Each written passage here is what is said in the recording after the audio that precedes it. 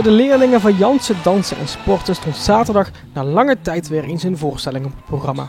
En het was een hele opluchting dat op het hoofdveld van SV Venray zo'n 200 dansers en danseressen 4 shows konden geven. Ja, gelukkig. We zijn echt heel blij dat we dit toch nog op het einde van het seizoen kunnen doen. Ja, voor alle kinderen en alle ouders. Want die hebben natuurlijk bijna 1,5 jaar niet naar hun kind kunnen komen kijken. En nu kunnen we gelukkig weer iets doen. We hebben eerst zitten kijken van wat kunnen we allemaal doen.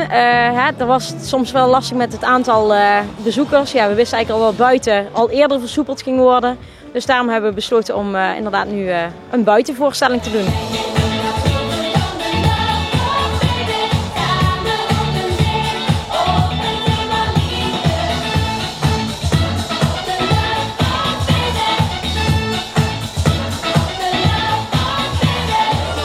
Dirty to clean my act up. You ain't dirty. You ain't here to party. Somebody ring the alarm. Fire. Hoe hebben jullie de kinderen aan jullie kunnen blijven verbinden? We hebben online bingo's gedaan, disco heb ik gedaan en de kinderen die hebben natuurlijk gewoon eigenlijk ook wel de buitenlessen meteen heel snel hebben dat opgepakt. Dus ja, we hebben die wel gewoon allemaal weten te behouden gelukkig. Als ik slaap bij jou, als je slaapt bij mij, dat is nooit meer wil, dan laat ik bij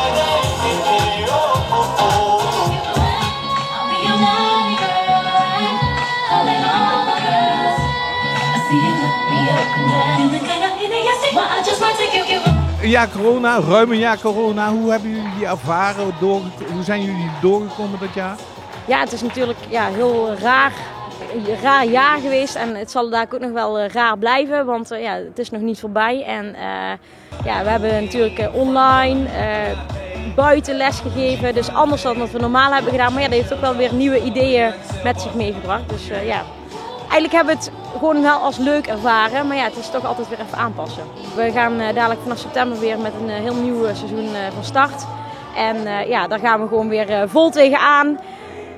En we zien wel weer wat het gaat brengen. Als er weer een lockdown komt, ik hoop het natuurlijk niet, maar dan passen we er ook wel weer een mouw aan.